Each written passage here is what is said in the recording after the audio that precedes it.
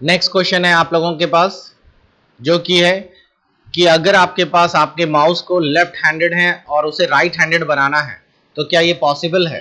कहने का मतलब है माउस के लेफ्ट को राइट क्लिक बना दें और राइट को लेफ्ट क्लिक बना दें। ये ट्रू फॉल्स में पूछा गया था। तो हाँ, ये भी पॉसिबल है और इसके लिए हमें जाना पड़ता है कंट्रोल पैनल। कंट्रोल पैनल वो जगह है जो कि आप लोगों के सारे कंप्यूटर्स की सेटिंग्स को यहाँ पे सेट किया जाता है। कंट्रोल पैनल क्लिक करिए और कंट्रोल पैनल में ही देखिएगा आपको ये माउस सेटिंग्स दिखाई देती है। ये रहे, आप माउस सेटिंग्स पे क्लिक करिएगा, आपके सामने माउस सेटिंग्स खुल जाएंगी और देखिए पहले ही सेटिंग है switch primary and secondary buttons. अगर आप इसे टिक कर देंगे तो लेफ्ट बटन राइट हो जाएगा और राइट बटन लेफ्ट हो जाएगा। तो ये आप लोगों का लेफ्ट हैंडेड और राइट हैंडेड माउस करने के लिए यूज किया जाता है। क्लियर हो गया? तो ये आप लोगों का अगला क्वेश्चन है।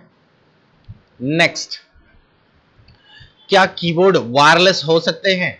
बिल्कुल, कीबोर्ड वायरलेस, माउस वायरलेस, ये सभी चीजें आजकल वायरलेस टेक्नोलॉजी पे आ गई हैं। आपको कुछ और भी एक्स्ट्रा नॉलेज बता दें, कीबोर्ड सिर्फ वायरलेस ही नहीं हो सकते, कीबोर्ड के और भी कई सारे हैं। जैसे कि अगर आप लोग देखें तो कीबोर्ड में कई सारे पोर्ट्स के अकॉर्डिंगली भी हम लोग चेंज कर सकते हैं। आप लोगों को नॉर्मल कीबोर्ड जो दिखाई दे रहा है वो तो है ही, आजकल यूएसबी कीबोर्ड्स भी हैं जो कि आप लोग लैपटॉप्स में लगाते हैं। साथ ही साथ आप लोगों के पास अलग अलग तरह के, आप लोग जो इंडिया में हम लोग या नॉर्मली जो कीबोर्ड हम लोग यूज करते हैं उनको क्वालिटी कीबोर्ड्स कहते हैं। इसलिए कहते हैं क्योंकि अगर आप अपने कीबोर्ड में देखें तो QWERTY इस फॉर्मेट में कीज लगी रहती है, इसलिए इनका नाम क्वालिटी कीबोर्ड्स होता है। हम लोग जो नॉर्मली कीबोर्ड्स यूज करते हैं ये सभी कीबोर्ड्स में PS2 पोर्ट्स रहते हैं। आपकल जो नॉर्मल कीबोर्ड्स PS2 के साथ भी आ गए, ये देख रहे होंगे इस तरीके का कीबोर्ड है, ये PS2 वाला है। और अब बहुत सारी जगह USB कीबोर्ड्स भी यूज होते हैं, वायरलेस कीबोर्ड भी यूज होते हैं। ये सारे कीबोर्ड्स हैं जो कि हम लोग यूज करते हैं।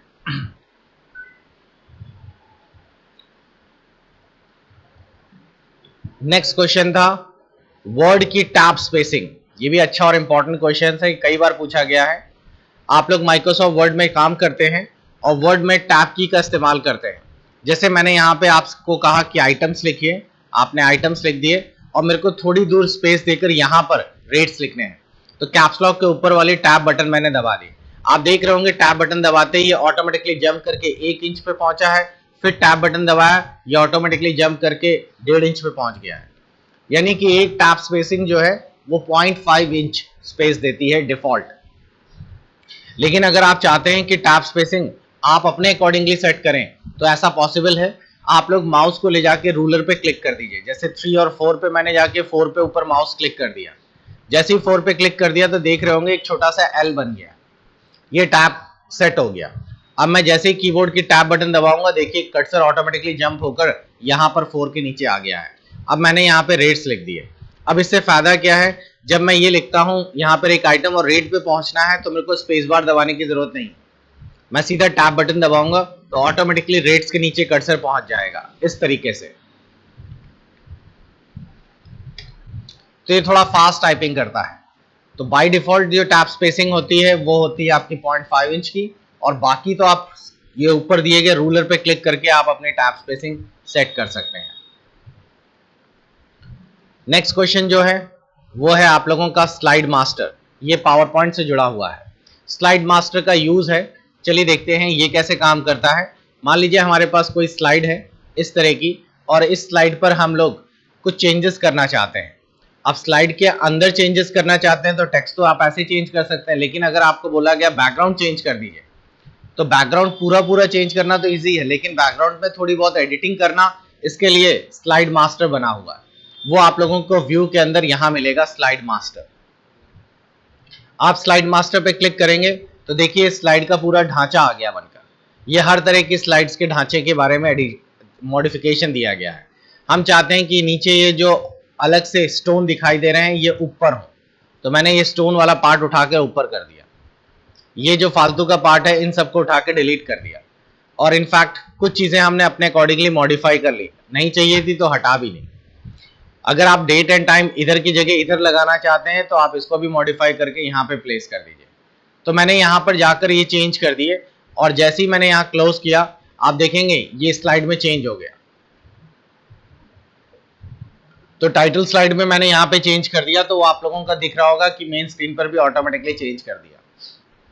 तो स्लाइड मास्टर यही काम करता है। स्लाइड मास्टर आपको पूरी स्लाइड के सभी स्ट्रक्चर्स को मॉडिफाई कर देता है एक ही बार में। नेक्स्ट है इंक्रीज इंडेंट, डिक्रीज इंडेंट। इसकी शॉर्टकट की बता दें, आप लोग इंक्रीज इंडेंट करना चाहते हैं तो कंट्रोल M यूज करिए, डिक्रीज इंडेंट करना चाहते हैं तो कंट्रोल शिफ्ट M यूज करिए। जैसे फॉर एग्जांपल आप लोगों के पास कुछ आइटम्स लिखे हुए हैं,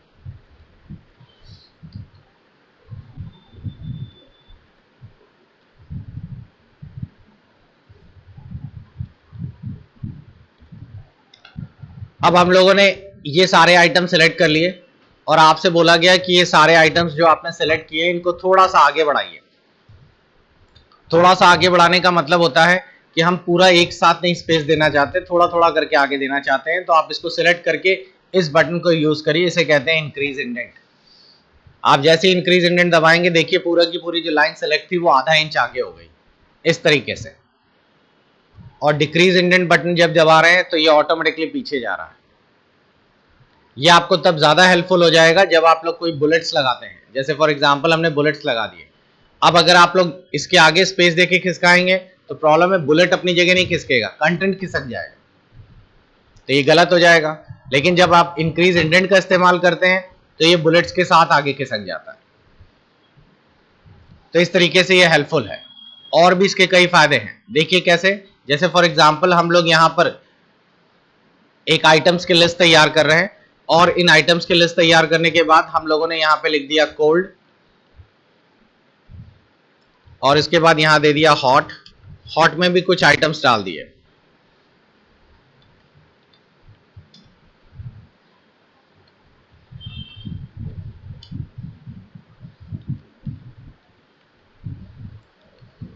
अब हम लोग चाहते हैं कि ये सारे आइटम्स एक साथ कैटेगराइज हो, सबको सिलेक्ट करिए और यहाँ बुलेट्स लगा दीजिए। और बुलेट्स लगाने के बाद ये तीन आइटम्स जो है वो कोल्ड के अंतर्गत हैं, तो इंक्रीज इंडेंट दबा दीजिए। देखिए ये ऑटोमेटिकली सब कैटेगराइज्ड हो गए। हॉट के अंतर्गत ये सारे आते हैं, तो मैंने सबको सिलेक्ट किया और हॉट के अंतर्गत इसको और आगे इंडेंट कर दिया और इसके आगे नंबर्स अल्फाबेटिक रोमन जैसे चाहिए वैसे चेंज कर लिए। टी और कॉफी, कॉफी के अंदर ये सब कैटेगरीज में आते हैं, तो इनको और सब कैटेगरीज बना दी गई। और देखिए ये इस तरीके से फिर से चेंज करा लिए गए।